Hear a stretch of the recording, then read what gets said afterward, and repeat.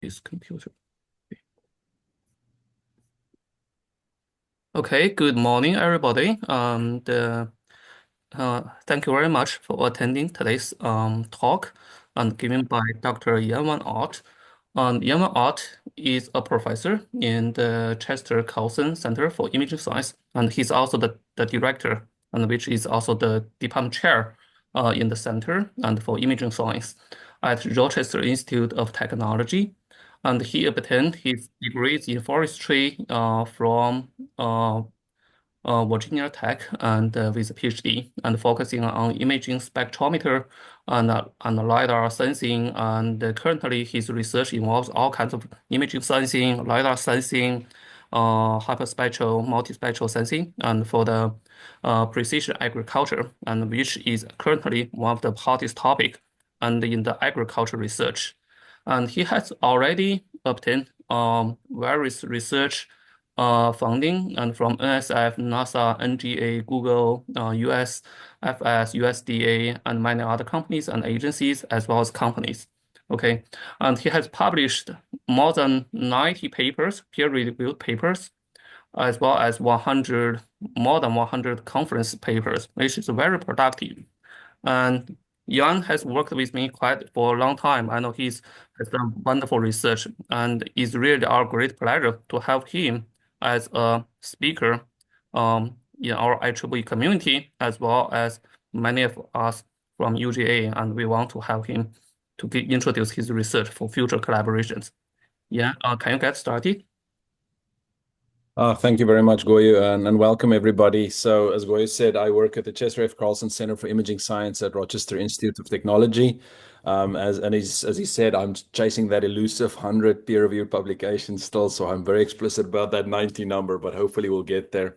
Um, I sort of want to talk a little bit about precision agriculture today. My background is actually forestry and remote sensing and forestry, forest structural traits, biochemical traits, so imaging spectroscopy and LiDAR specifically. But about, I would say 8 years ago, I became very interested in precision agriculture, mainly because of our big gorilla in the room neighbor just down the road, Cornell University, who is world renowned for their agricultural research.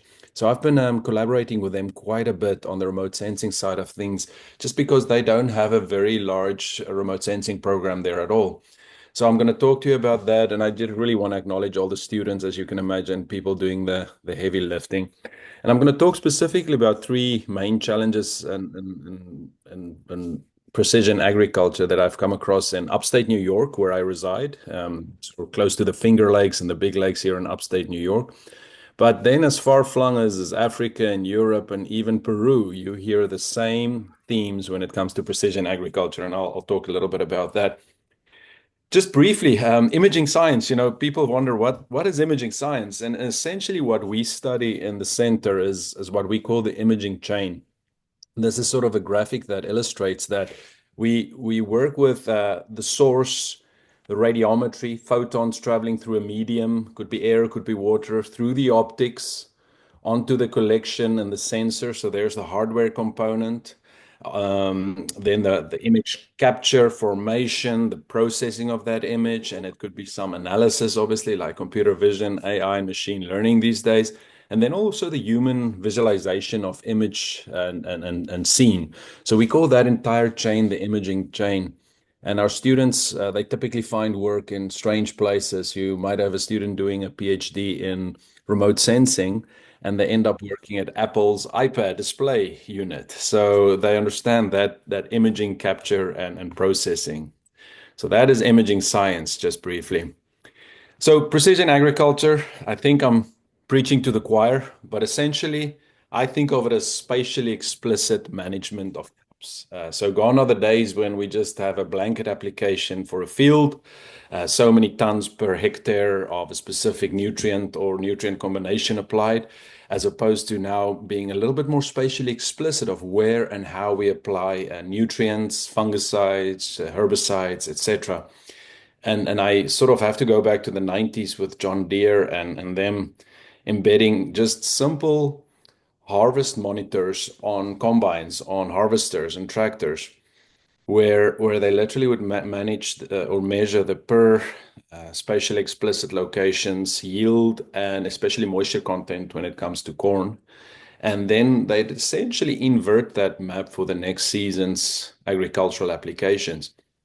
I grew up on a farm in South Africa. Thought I knew all about farming, but I'm learning a lot, and I'm pretty humbled by working with farmers. But essentially, my assumption was that you would fertilize where you want to improve yields for poor yielding situations, but it's actually quite the opposite. Very much like stocks and bonds, you actually invest in the high yielding and high growth areas, and that's the same approach that farmers take. So when you talk about the specific needs of farmers, again, I think, naive thinking growing up on a farm that I knew exactly what farmers would want. But essentially, the three main themes that keep popping up are yield forecasting, disease detection or risk modeling, depending on the type of disease, and then finally harvest scheduling. And I'll get to that in a second.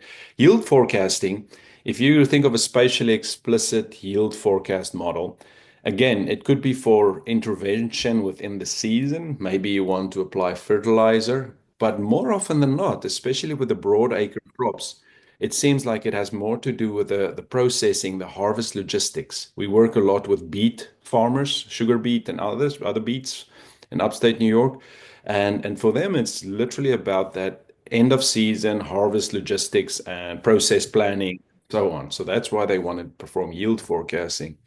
The disease risk is the tricky one. Disease as in humans is a very complex thing to measure and manage. But either you want to do early detection when you can still intervene, potato blight is an example, or you want to develop a risk model for a field where intervention would be too late once detected. You essentially want to have proactive management of potential disease based on the risk. And that's where we play a lot with Cornell.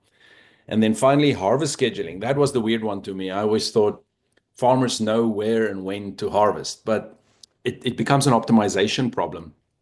For instance, we work with Cornell on snap bean. Farmers know that they need to harvest their beans approximately 50 to 56 days after planting. But if they can optimize a field harvest to 54 days because they know that's the optimized time to actually harvest the beans, they not only can, you know, I would say maximize profit, but also product quality. Because as soon as the product, the beans become too mature, they actually run the risk of becoming unpalatable. So those three themes we see always popping up when it comes to farmer needs.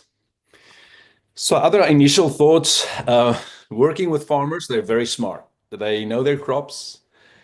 They're also very pragmatic. You need to be able to provide an intelligent solution, and it better work well. They're not interested, I found, in a lot of our long-term research drones and research sensing. They immediately see it for what it is, a research approach. For instance, we'd go to some of the extension days with Cornell and we'd fly our $200,000 drone, and it flies low and slow because it's collecting imaging spectroscopy data. It has to integrate energy long enough, so it's flying pretty slow. And while they're, I think, I would say, in awe with this big drone taking off, they quickly lose interest with, I found, because they see that it's not a pragmatic solution. And then we fly our cheap, unsexy drone, and it's zipping up and down the field, and suddenly you can see there's a interest that's peaked because they can see it covering their farm in, say, an hour or two. So suddenly it becomes a pragmatic solution. And obviously they're in business. They want to improve that yield, the quality of the crop, and profit. And I've put sort of societal benefits there in brackets because that's something that a lot of the funding agencies also are pushing hard on when you apply for grants, is not only the benefit in the yields and the markets and so on, but also the societal benefits related to reduction in runoff. You think fertilizer, herbicides, etc. We are very much working across spatial scales. We want to manage sometimes at the plant level, sometimes at the zone level, if you think about corn. So it's not always a necessity that you use a drone at, say, 2 centimeter spatial resolution. A 10-meter spaceborne platform could function perfectly well depending on the crop and the scale of interest. And then spectral scales become very interesting too. And do you require narrow bands for absorption features, or we can deal with fairly wide band passes? And then finally, also obviously the temporal aspects. Think if you think of disease detection and so forth. So we're really interested in embedding all of this remote sensing with the newfound models and machine learning and adding auxiliary data to improve modeling approaches. The why, I'm going to go very quickly, but we all know that we're increasing worldwide in population. We need to grow more with less. We really need to sort of use whatever even marginal land often and try and push it hard in a sustainable fashion. So we need to be able to keep managing that land in a sustainable fashion for benefit, essentially to feed the world. And then just if you look at the markets, and this is from a company called Precision Hawk. I got this graphic from their reports. But essentially, agriculture is right up there in terms of the potential market in billions there, second from right, next to infrastructure and insurance and utility management and so on. So there's a big market also for the sensing of agriculture. Just quick, I grabbed a few very interesting projects from Cornell. This is one from a guy called Michael Gore. He's a geneticist. And Michael flies very simple RGB drones across his cornfields. And he's essentially trying to detect lesions of a specific disease in order to breed disease-resistant plants. So he literally only uses the drones and the sensing and the convolutional neural nets, the machine learning approaches to detect the lesions, to identify the location of those plants that have no or few or no lesions. And then he can select those breeding pairs to generate a disease-resistant corn. So very, I would say, elegant, not simplistic, but elegant approach using straight on RGB data. It can become more complex. This is work by Abe Struck, also at Cornell, engineer there. Abe is investigating, and this to me is rocket science, but he's investigating nanoparticles that fluoresce as a function of water stress. So the water stress in the plant causes fluorescent signals in the plants. So he would pressure inject these nanoparticles, and then essentially the plant will be indicating to you or a sensor that it's thirsty. Now you can imagine how weak this signal is. So that it immediately begs the question in terms of the sensing. What kind of sensors do we use, the calibration required for those, etc. But it's just really interesting to see where agriculture is heading in sort of this kind of space age type applications. Then we're also working pretty aggressively with Corinne Ketterings at Cornell. She's an agronomist, corn agronomist, and she is, again, very pragmatic. She works with corn farmers, and they tell her explicitly, we don't want to manage more than 4 zones in our cornfields. That as you can imagine, corn is not the kind of capital intensive crop that, say, a vineyard would be. So they need not manage at the plant level. They need to manage at the zone level. And the zones they're interested, if you look at here, is standard deviation on the y-axis in terms of yield, and then yield per ton on the x-axis. And the 4 zones they're essentially interested in are high yielding and then low standard deviation, in other words, consistency versus higher standard deviation for high yield zones, and then lower yielding, high standard deviation and low standard deviation. So these areas would be low yielding consistently, high yielding consistently, high yielding sometimes, low yielding sometimes. And that's what we're working with her on is actually to see, do we need to use drones to do these yield stability zone mapping, or can we scale it essentially to, say, Planet Lab type platforms so that a farmer can very routinely pull down data, assess his or her fields, and then plan on whatever management practices they want to install. I'm going to call a brief timeout here just to look at vegetation and it's the way it reflects energy. And I apologize if I'm preaching to the choir. I assume that many on the call might actually be familiar with this. But this is actually one of my favorite scenes. It's a scene of the Kruger National Park in South Africa. You can see some of the the game trails and some of the sort of degraded areas, which is pretty dry, arid area. And you can sort of see dry riverbed here with tree, bushy vegetation. Now, this is obviously a true color image. And as many of you have seen, if I allocate near infrared energy to the red channel, so I'm going to display near infrared energy as red display, red energy, so red wavelength, to the green display, and then finally green energy to the blue display, this is what I see. Essentially indicating, and here you can sort of see that the red color band is associated with about a 1044 nanometer near infrared wavelength. The green color channel is associated with the red region, and then finally the blue color channel or display is associated with the green reflectance region. And here the message is plants reflect near-infrared energy significantly better than they do red or green or blue. And as a matter of fact, plants absorb mostly visible energy for photosynthesis, as many of you know. So we need to exploit that near-infrared energy. And we do that by flying imaging spectrometers with many wavelengths, across the sort of radiometric span from typically the reflective domain 400 nanometers blue to 2500 nanometers short red. And we can now extract spectra on a per plant basis or a per pixel basis that show us the behavior or the physiology of a specific plant or a pixel. And again, as many of you know, plants absorb blue and red energy for photosynthesis, reflect a little bit of green energy, although it also absorbs most of the green energy for photosynthesis, and then exhibit this red edge and high near-infrared reflectance here on the near-infrared range. Another quick timeout here. We refer to this range from about 400 nanometers to approximately 1,000 nanometers as the silicon range. So these are silicon detectors. They're the same detectors that you and I have in our cell phones. Well, they're just better versions of those. But the message is these are cheap detectors. So if we can find a solution in the silicon range that is really beneficial to transitioning any research to industry to a more practical solution. So that's sort of important to think about.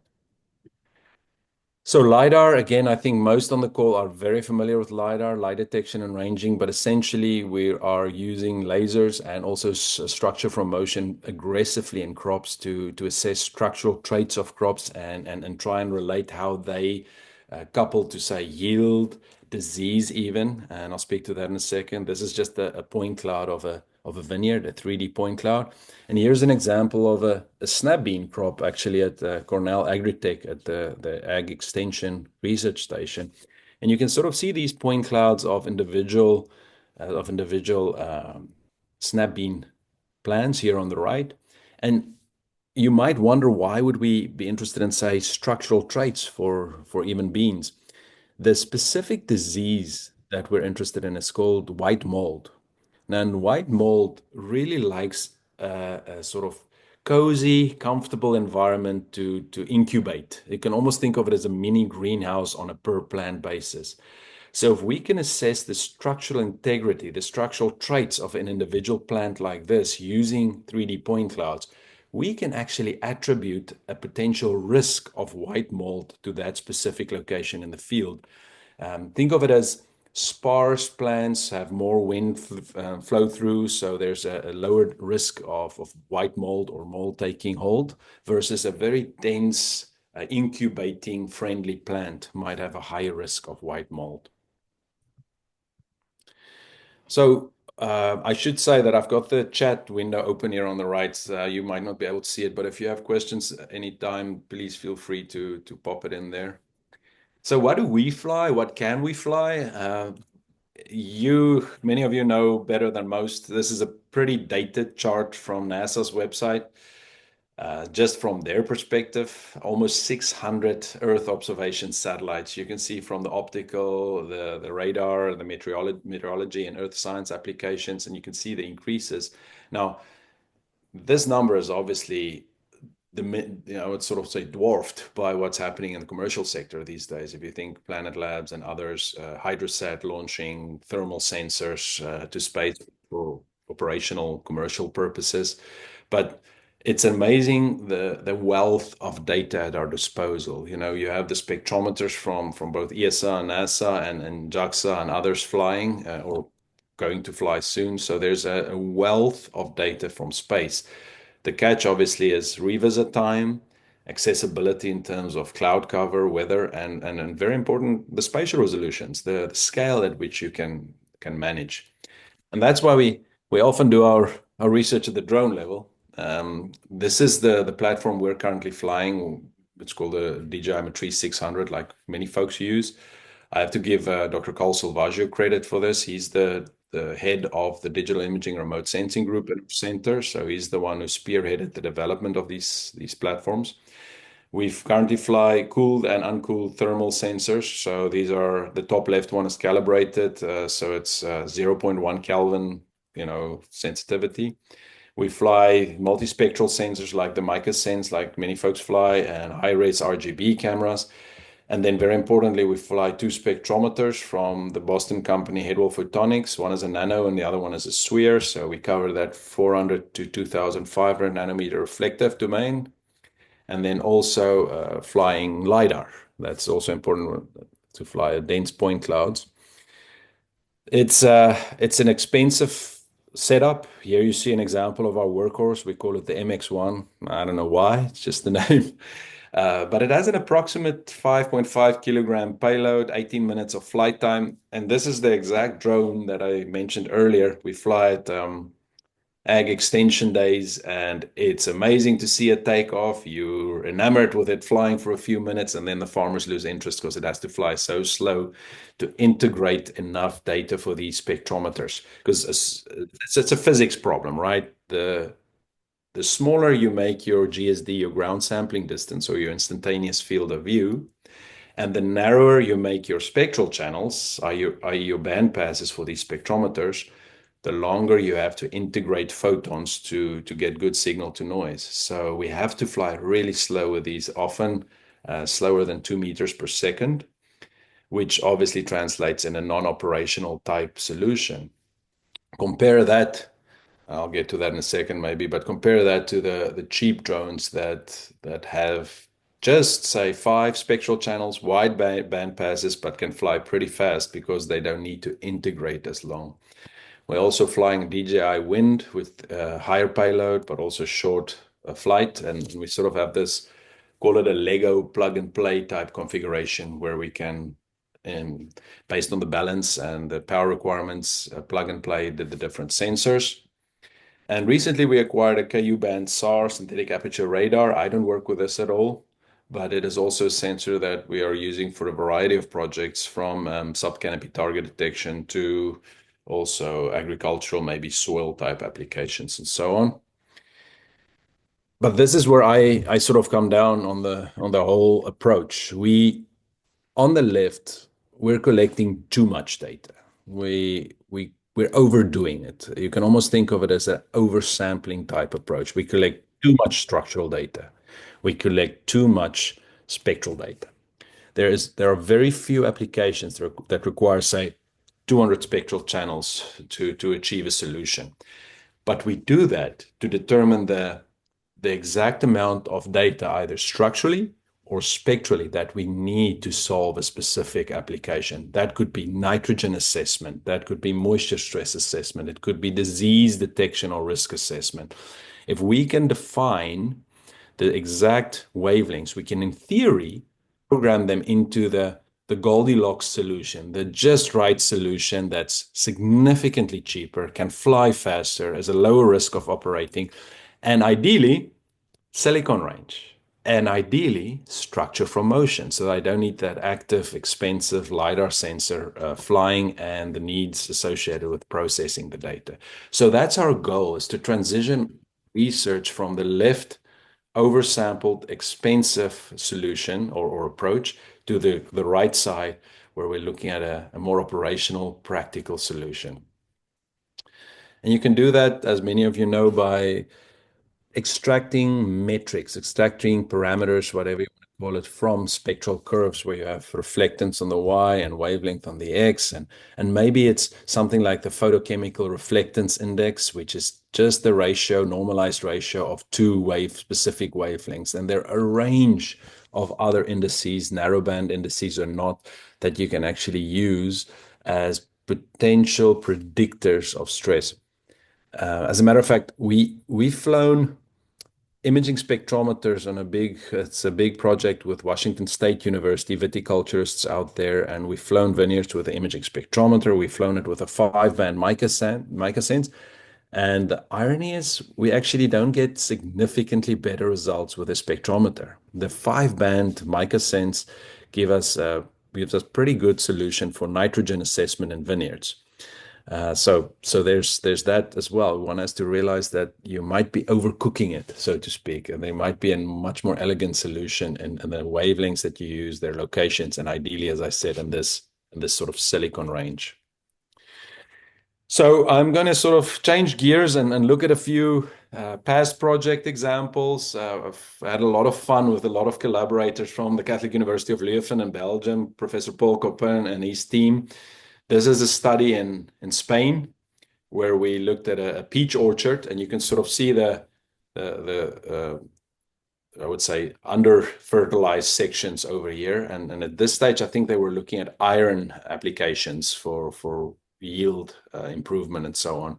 So what we did is we collected both photosynthesis and spectral data at the leaf level, at the canopy level with a ASD spectrometer, and also at the airborne level, and trying to see, very importantly, where does an algorithm work well and when does it break? If we can only apply an algorithm in a best case scenario where we have leaf contact type solutions, academically that's very interesting, and I publish a paper and so on, but does it scale to noisier atmospheres and even noisier atmospheres and larger mixed pixels? That is the big question. And what we found is if you look at the different treatments of iron applications on the left, the measured chlorophyll with the in situ measurement device, and then you just look at the regression applications, not astoundingly good results, but good enough for management. Because remember, a farmer in this case just needs to know, should I fertilize just this row right here or the entire orchard? And here is a chlorophyll inversion on the right, where we literally take the spectra and invert it to predict the nitrogen or iron content. So the one is a regression approach and the other is an inversion approach. And you can see that both did pretty well to actually enable a practical solution for a farmer to decide on management interventions. I maybe go back to this a little bit. We're so stuck in academia about performance related to, say, R-square values and classification accuracies. And I think we do have to take a step back and look at what is needed by, say, a user. I work with a lot with Air Force officers. They come through our program, our graduate program, pretty regularly. And I learned from one of them, he said they have a saying in the Air Force: a good solution today is better than a perfect solution a week from now. That's one of the sayings they go by, which sort of tells you what a lot of these pragmatists are after. They're not interested in our academic perfection. They're interested in a practical solution that will save them time and money. This is another project example from the Catholic University of Leuven. Stephanie Delalio, she was the PhD student. She's now a scientist in Belgium, a very good imaging spectroscopist scientist. She developed a study where she looked at apple scab, which is a fungus that attacks apple trees. And she looked at two cultivars, Braeburn, and I forget the other one, Ruina. So Braeburn is very sensitive to apple scab. And what she did is she planted in the greenhouse a set of Braeburn trees that were actually inoculated with apple scab, and then a control set that wasn't touched at all, and then yet another control set that was sprayed, but with a fake inoculant. So, and then on a daily basis, she started to measure the spectroscopy with a spectrometer. She'd visit and measure all the plants, taking care not to cross inoculate plants. And here what you see on the y-axis is a C index. It's sort of similar to the ROC curve, so receiver operating curve, where you try to optimize positive, what do you call it? true positives and minimized false positives. But essentially what you're seeing here is anything above the zero point 0.8 line is indicative of detection. And here on the x-axis is wavelength. On the left, we have 1 week after infection, and on the right, 6 weeks after infection. And you probably will notice that she did a logistic regression approach. You'll probably will notice that even 1 week after infection, when you and I would look at the infected plants and not see anything wrong with them, she could tell you which plants were infected or not by looking at the short-wave infrared region. So these wavelengths indicated which plants were infected or not, when visually they were all similar. 6 weeks after infection, obviously the infected plants started to show necrotic lesions and wilting. So guess where the detectability is shifted to? The visible wavelengths, right above the zero point 0.8. We then spoke to plant pathologists, and he said, would you believe it? Apple scab actually inhibits the plant's ability to transport water up the cambium. So this was wonderful news to us because the physics, the shortwave infrared region, coupled to the physiology, the water stress. And if many of you would probably know this, but in the shortwave infrared region, that's where we sense most of a plant's water stress. So it was just a good outcome in that sense.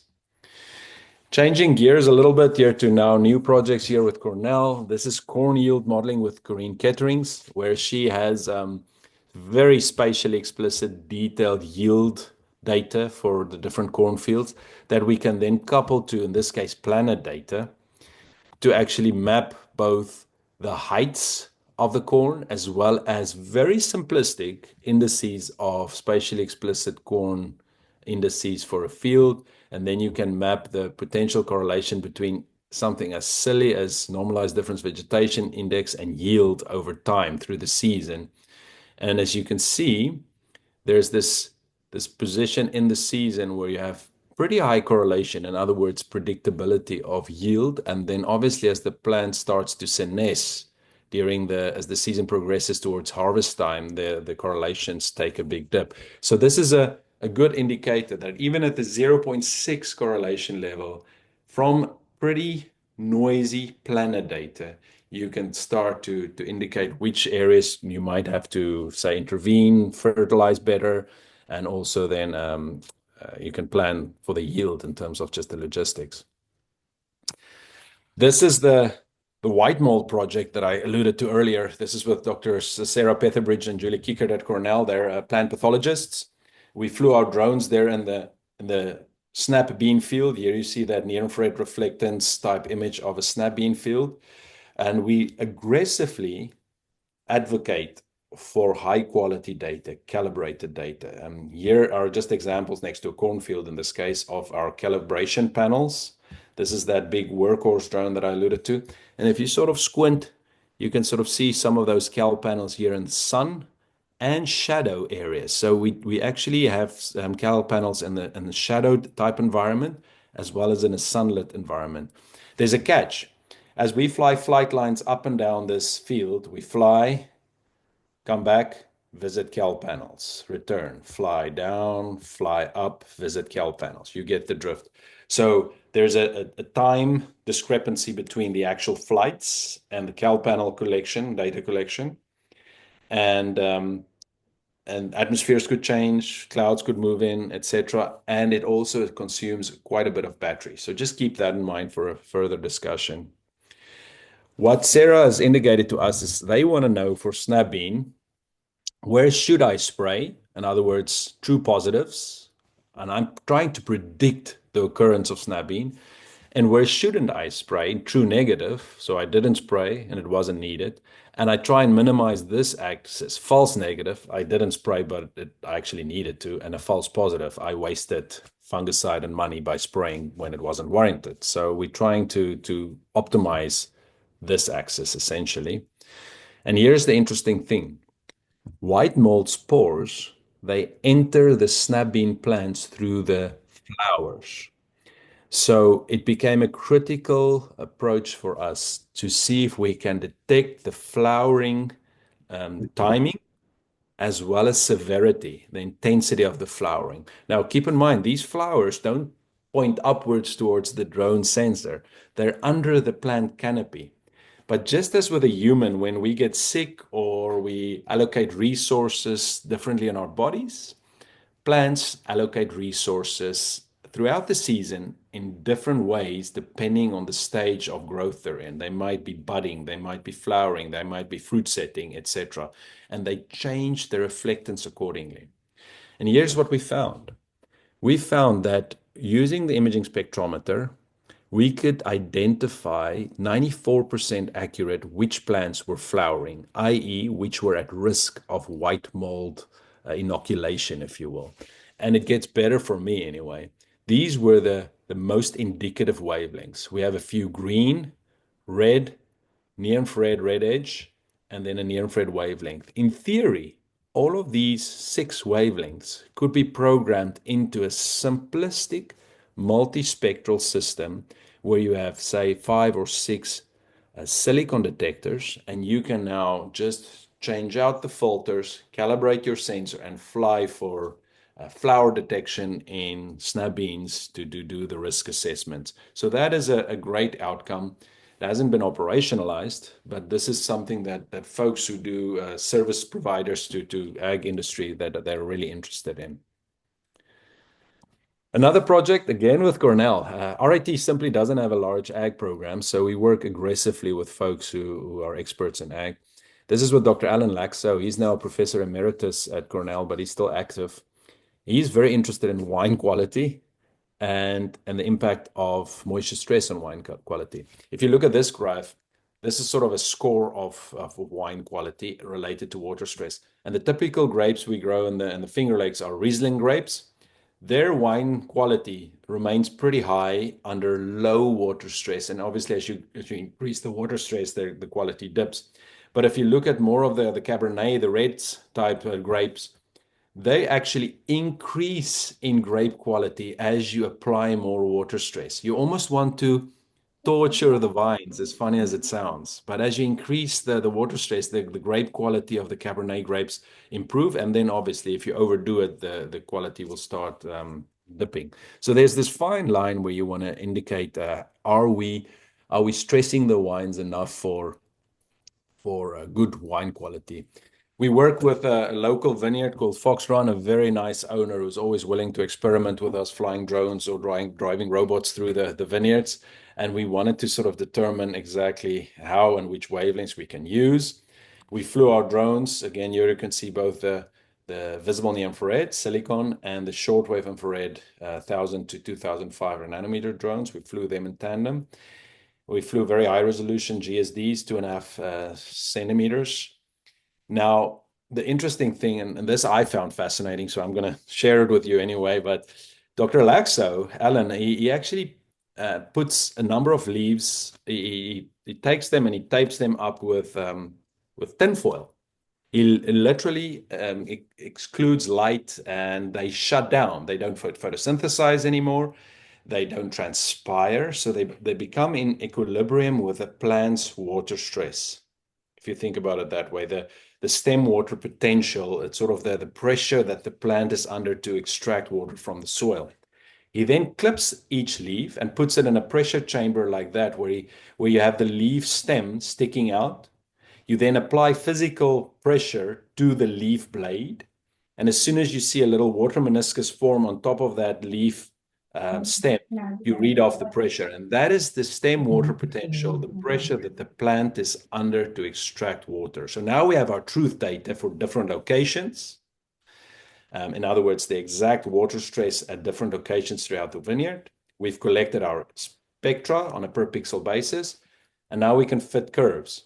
And this is sort of the 2 curves. One is for cross-validation and one is for the actual just calibration data set. And you can see you're close to approximately 82% accuracy in quotes, R square value. So you can actually accurately predict the water stress of vineyards. And we're not unique in this. I mean, this is folks in Australia, Napa Valley, South Africa, and others are doing very similar research.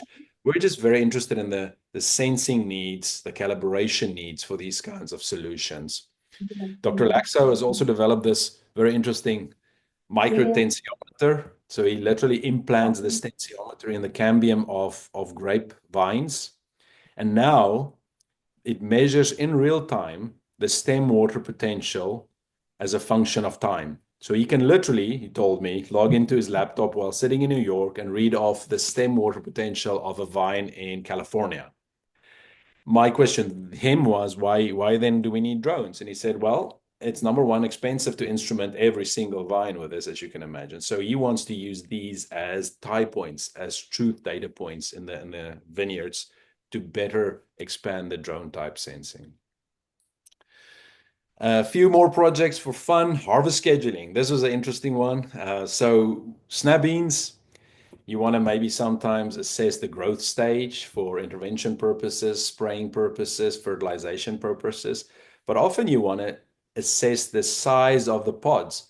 And what the growers do at the moment, they use a sort of a measurement tool like this. They call it a sieve size ruler.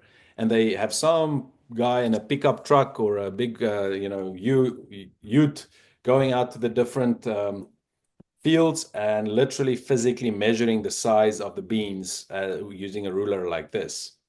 What if you could fly a drone, or better yet, extract from a satellite so you don't even have to leave your office, and classify the small sieve sizes relative to the harvestable sieve size 5 and 6? So Mira Sanzadeh is a PhD student. He did a greenhouse study where we looked at snap beans, and he had nice sort of soil background mitigation. He had this sort of rig that he carried along to keep external light. And he measured reflectance days after planting. And you can sort of see just an example how the reflectances in this visible and shortwave infrared region changed over time as day after planting. So you can actually detect growth stage very accurately. But important to us, can you separate sieve size 5 and 6 from the other sieve sizes? So if you group all the plants with sieve size 1 through 4 and all the plants with sieve size 5 through 6, and he could actually use continuum removed spectra and get accuracies close to 80%. Now, 80% is not 90%, is not 95%, but for a farmer, 80% accuracy in determining I should rather harvest in day 54 and not day 52. That's pretty impressive because now they can actually, as I said, optimize their yield and profit. We then extended it to unmanned aerial systems type experiments because obviously the first was in a greenhouse. We had two years worth of data. You can see the cal panels for some of the example data. We put a large emphasis on that. I'll get to that in a second. We flew our drones. Basically, what you do is you fly again the spectrometer, you mask vegetation pixels, you decorrelate some of the bands, and then you find relationships between, say, either growth stage, the harvest scheduling, the sieve sizes, and the yield. Long story short, even with the drones, you could classify sieve size 1 through 4, non-harvestable, from sieve size 5 through 6, the nice, large, palatable pods, at almost 88% accuracy. Sorry, someone's microphone is not muted, just so you know. I'm hearing some feedback from someone online. So if you can just mute your microphone. Let me see. I can. Okay, so I'll just go on. Long story short is very high accuracies for determining the sieve size and then the harvest readiness of the snap bean. And then finally, just two more examples. Dr. Carl Salvaggio, who heads up the remote sensing group here, worked with a PhD student, Babak Maagami, and very aggressively looked at calibration. So on the left, you see an example field in a sunny and in a cloudy type situation. You can sort of see the sunlit area here, and you can see the shadows cast, and this is an overcast scene. Now, if you don't apply any type of calibration, in other words, you convert from digital numbers to radians, which gives you watts per square meter per steradian, per nanometer per wavelength. If you don't convert that to reflectance, you're not addressing potential illumination conditions. Traditional approaches like this one is called the empirical line method, where you measure a dark target down here, a bright target up here. You fit a simple regression line, and then you adjust the reflectances for the same targets in scene from your drone or satellite data, and you perform essentially empirical line calibration, vicarious calibration. And you can see sort of cal target examples here. The catch is, as I said earlier, I have to revisit each of these targets pretty frequently, especially if there are changes in illumination conditions on a regular basis. Drone battery flight time, also the mismatch between temporal target collects versus, say, field collects. So they investigated alternative approaches. Here's just an example where you have a raw digital count of that field, and you can sort of see the within field variability from just maybe illumination conditions. And using a simple index just as an example, here you can see sun and shadow derived reflectance calibration, calibrated data. Same field, same day, same image, and you can see that they are significantly different because on the right side, I have compensated for illumination differences. On the left side, I didn't. But I'm stuck again with this pragmatic issue of visiting cal panels. So what Carl and many others are doing, but they sort of investigated using downwelling sensors on drones. So now I'm measuring the downwelling radiance in watts per square meter per nanometer wavelength per steradian look angle. And they found essentially, I won't bore you with all the details, but think of these as percentages. Their downwelling calibrated data were within at least 3%, sometimes lower than 2% of the gold standard empirical line method. And I would argue that this is actually better than the empirical line method because I'm getting real-time, continuous downwelling radiance data for every single flight or pixel that I'm collecting.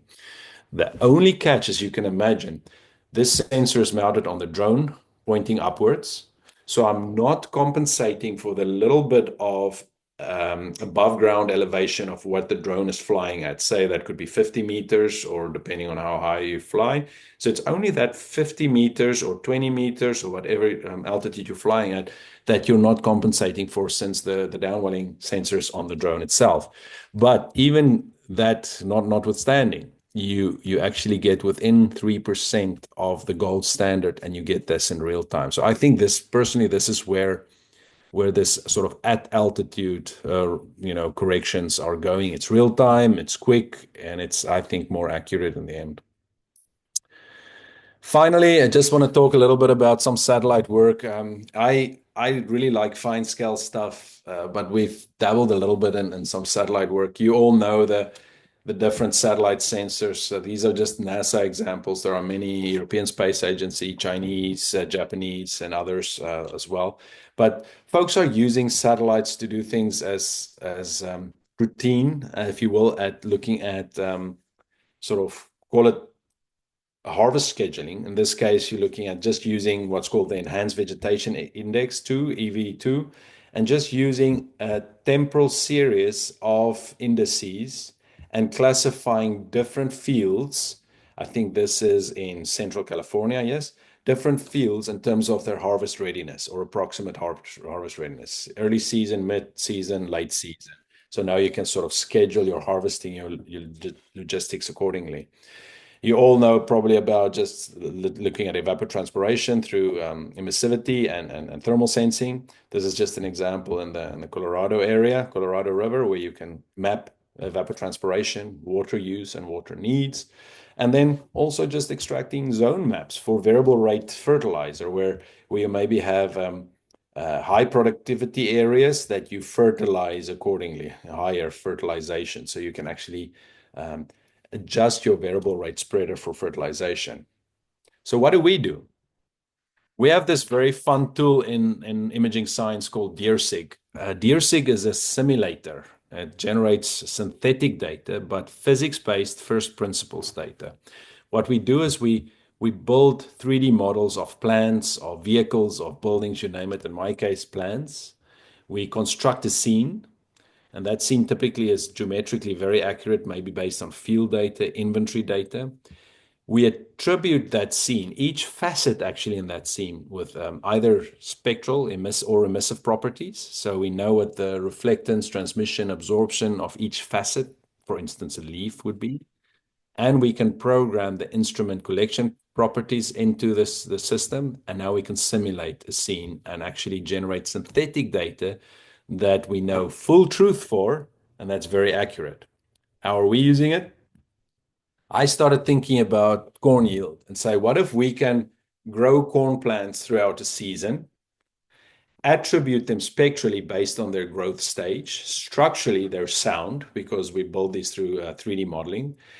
I can attribute the soil, the background, the leaves, the even what do you call it, debris on the field. I can spectrally measure that and add it to the scene. And now I can develop a corn scene like this that I can virtually fly with any potential sensor configuration and assess which sensor, which detector is best suited to assess a global corn yield based on the simulations that we run. Because remember, we can instigate variability in this cornfield. We can induce virtual moisture stress, virtual nitrogen stress, etc. So we can induce this kind of variability in the scene. I fully recognize it's not perfect, but the fun thing is it's actually physics based. So it's really accurate in its physics. And we've often observed phenomenology in the virtual scenes, the synthetic scenes, before we saw it in the real scene. So it's been really useful for some of the research that we've been doing. We validate it with real data, both thermal and reflectance data, so we can actually validate our scenes and then use it for research. This is my last slide. I'm maybe just sort of leave you with a few what I think of as key challenges for us as a science community when it comes to remote sensing of crops. I think calibration is essential. I think we see a lot of folks who don't properly calibrate their sensors, and in other words, you get temporally inconsistent imagery. So I think we should really be advocating for that as a science community. Um, where do we sense is still up in the air. Do we need machine-based, tractor-based cameras to unmanned aerial systems? I think it's a fallacy to think unmanned aerial systems will solve all our problems. It's absolutely in what scale do we need, what frequency do we need, and what cost can we absorb? Or is space sensing the best solution? So we need to determine what is the best scale fit and sensor fit. And then where does an algorithm break? Something that, as I said earlier, something that works at the leaf level might not work at the canopy level, or vice versa. And better yet, or worse yet, if you start to increase pixels and background and pixel mixing, maybe everything falls apart. So we have to assess the scalability of our algorithms. And then practically, we need to fly longer. We need to make sure legislatively we can fly further, not just in line of sight. And we have to exploit huge data amounts. I mean, fuel cell development for drones, I think, is going to ramp up. This is a very simple example. Just line of sight there. You can see the unmanned aerial system. This is in Virginia over forest. It's almost invisible. So how do we solve these kinds of legislative issues? And how do we deal with big data? All of us know that we're being inundated with data. Now, machine learning is a big tool that we can use to ingest these kinds of data and make sense of it. But I think this is not going away. It's gonna be a problem for us for a long time. I'll stop there. It's right on 50 minutes or so. And thank you for your time. I'm happy to answer any questions. I might not know the answer, but happy to answer any questions if there are any. Yeah, thank you very much, Ian. And actually, I have heard quite a lot of new research and that I have never known that you have done those. It's very fantastic. And I do have quite several questions, but I do want to ask other audience whether you have any questions to ask Dr. Ian out. Otherwise, I will get started, maybe. On page 10 and 20, and actually you show the wavelengths and for the hyperspectral camera, and that is from 400 to 2500 somehow. And then later you show some other statistics that you have worked on that is pretty much RGB and edge infrared. And do you find out is very useful that from the wavelength from 1000 to 2500 somehow? And because the hyperspectral camera from 1000 to 2500 is much, much more expensive than the camera from 400 to 1000 and in the nanometers. If Yeah. that is not useful, not quite useful, I would say in terming this way, we might not need those wavelengths to save some cost. Yeah.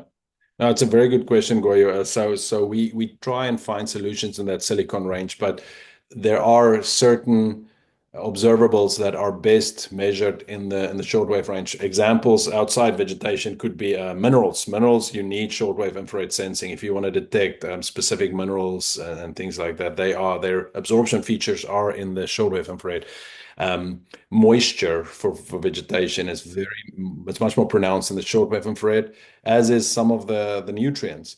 But what we often try to do is we assume that we're willing to take a little bit of a penalty in algorithm performance for the sake of a practical cheap solution. So that's why we fly that entire range.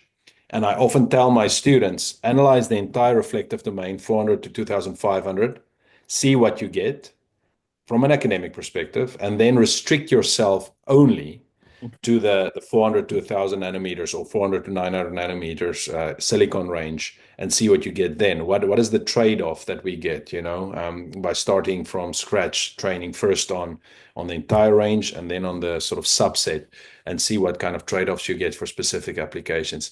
I think it's important to know what you can get and what you're willing to settle for, if that makes any sense. Sure, sure, sure. Is the camera just single camera, or you have multiple cameras that combine together for this 400 to 2500? Two cameras. Two So cameras. the typical because the shortwave infrared sensors typically needs cooling. The silicon doesn't. So we typically fly two cameras for the drones, especially. The big what do you call it? Airborne sensors like Avarice and Neon and others in Europe and Australia. They have a single camera setup, but they still require cooling for the shortwave infrared detectors. So. I got you. So do you calibrate those two cameras together, or you just each one you just calibrate separately? Good question. Yeah, no, we calibrate them separately at this stage as for the same targets and flying them at the same time over the same targets. But as I said, we're really aggressively with Dr. Salvaggio, Carl, but with Dr. Salvaggio, we're very aggressively going to the downwelling radiance sensors for both. Got you. Cool. Yeah. And on another question on page 18, you show us some of your result and so multispectral camera works well you from your result and compared with something like hyperspectral, quite a lot of wavelengths. So do you see that? Um, I can see that could work well for a large portion of the crops. And in your study, do you find out this is something like always works more or less the same for different crops, or it's something like for specific crops that works better than the Mm. others? No, I think exactly what you said, as you can imagine. For certain um, challenges, nitrogen. I think the multispectral off-the-shelf solution actually worked really well.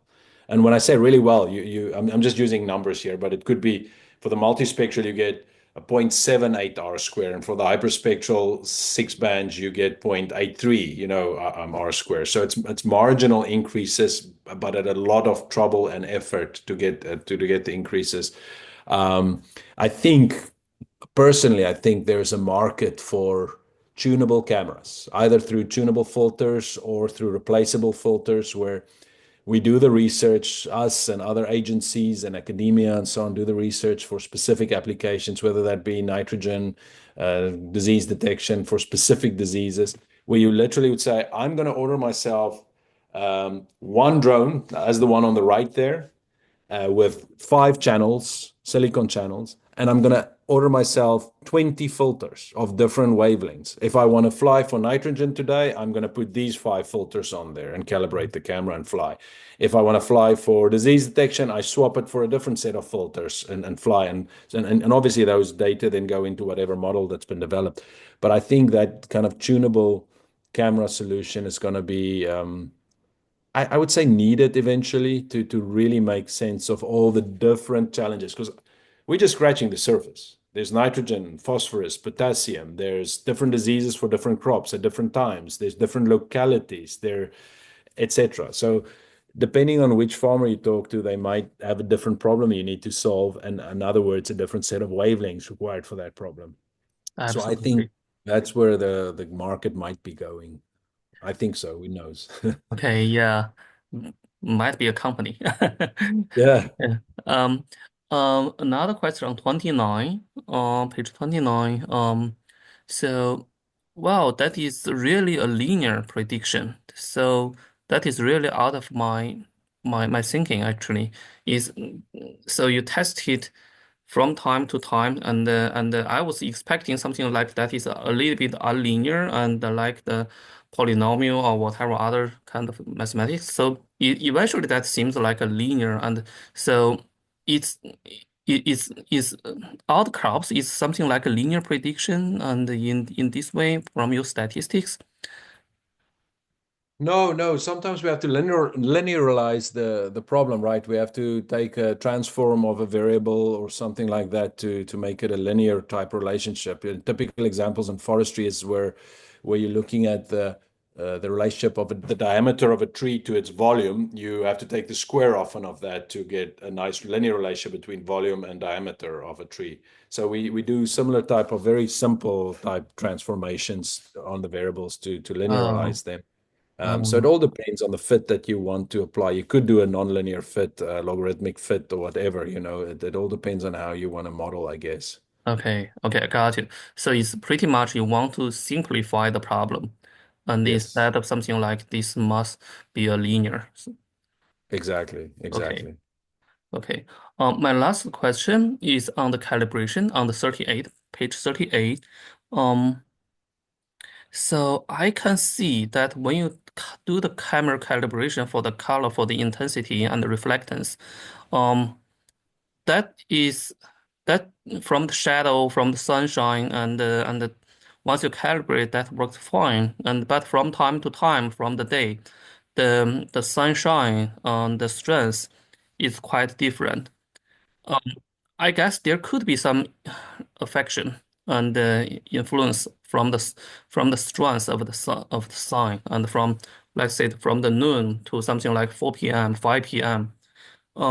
Do you find out this is something like influence is significant or is almost not Yeah, from? I think that the shadowing effect is important, is to have some cal panels, some calibration strategy for shadowed pixels, which you find a lot in crops, as you can imagine, especially depending on the complexity of the canopy. Think of the snap beans with all the leaves that are not fully sunlit.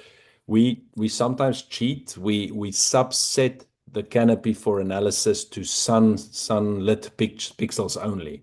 So, and there's enough of them on a per plant basis or a per plot basis to get a good analysis.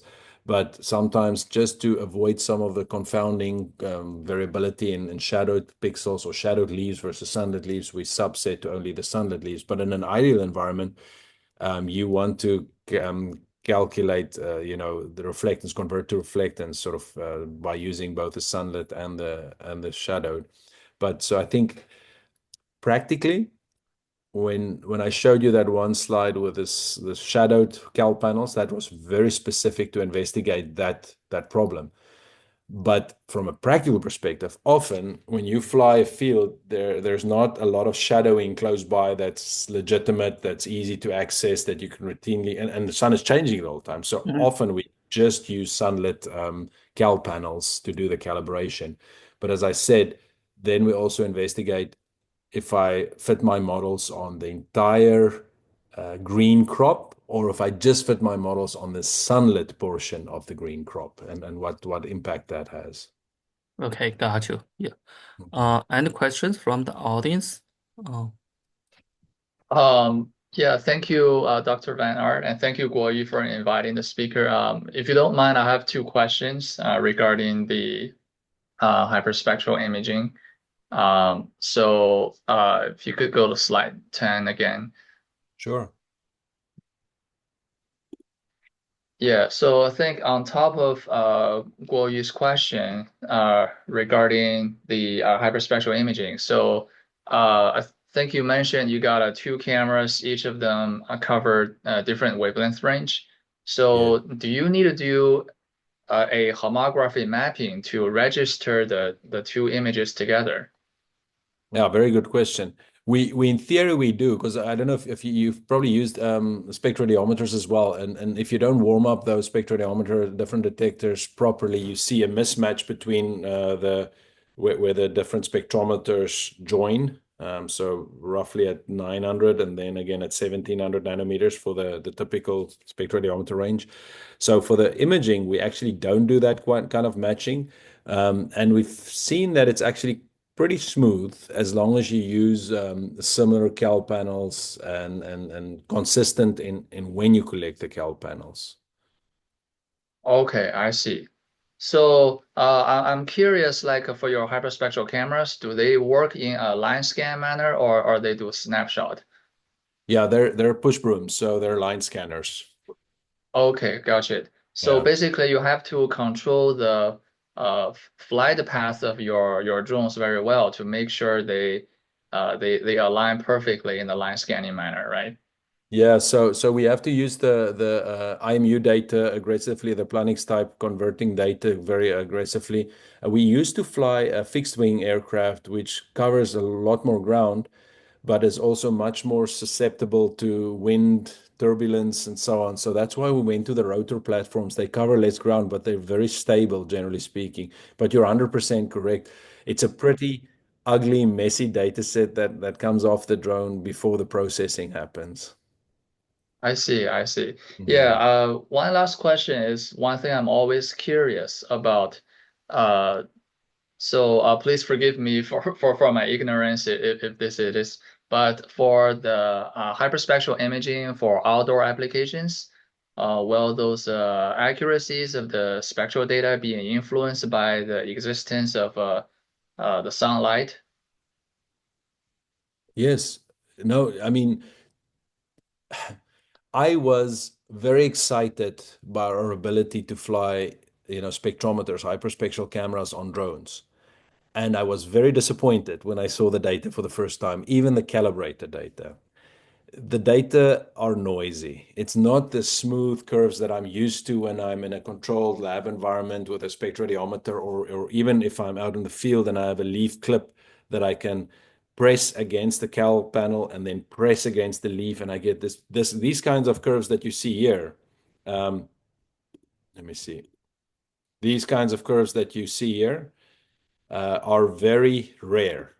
This is pretty smooth. It's much more frequent that you see a lot of more noise, especially in the tail regions, the obviously the short regions and the longer wave regions. But these kinds of smooth curves, I show you the best examples. Let me put it that way. So they're often very noisy. And it's a function of a lot of things. It could be a function of changing illumination conditions. As I said, if we have to visit these cal panels and we can only do so every 2 minutes and we've just flown up and down and there's clouds moving the whole time, we will get noisy data. It's also a function of just the flight speed. If we fly and integrate long enough, we get better data, but then it becomes prohibitive in terms of battery life. So there's a balance that you try and strike between a lot of these practical questions about battery life, calibration, frequency, etc. But even if you look sort of at this graph right here, let me see if I can see if I can. If you look at this graph right here, you'll see that it's not beautifully smooth. It's not bad, but you can see it's not exactly perfectly smooth. It's much better here in the shorter wavelengths where you have obviously physics-based just higher energy. So you get a much smoother graph there. Okay, so does it mean we have to really select a day that has like a good weather condition, and also properly control the flying speed to make sure the data is well acquired. Yeah, ideally, I agree with you. I think ideally, I mean, I'm looking outside now. It's pretty windy and it's pretty cloudy. I can go and fly, but I think I have to set my expectations of the quality of data that I'll get. I have to sort of reduce my expectations. And that's a big but, I think farmers need to be able to fly whenever they can. A farmer cannot Mhm. wait for a great day and then say, oh, I want to fly now, you know. So that's why I think multispectral solutions with broader band passes, higher signal to noise probably is the way to go, even if you sacrifice some model quality, some accuracy, levels. You might be able to say, listen, I'm willing to sacrifice a 85% solution and only get a 70% solution, but at least I know that I will approximately apply my fertilizer in the correct fashion, if that makes any sense. Okay, that makes great sense. Thank you, Dr. Van Art, and thanks Guoyu again for organizing the seminar. Okay, thank you. By the way, Yan and Dr. Beiwen Li is also faculty at UGA and also work on campus Okay. spectral imaging in the agriculture. Yeah. Any other questions from other audience? Okay. If no other questions, thank you very much, Dr. Yan Art, and we will post your talk on our HBE website, and so that more people can listen to your talk and learn from your experience. Okay. Thank you very much for organizing, and thanks for everybody who attended. We need to learn a lot from each other, so hopefully we can collaborate in the future and work together on exciting research projects. Thank you very much, and see you later. See you in some other events. Yeah. Thank you, Goyu. Thank you, Thank you. everybody. Yeah. Thank you, everybody. Bye. Bye bye.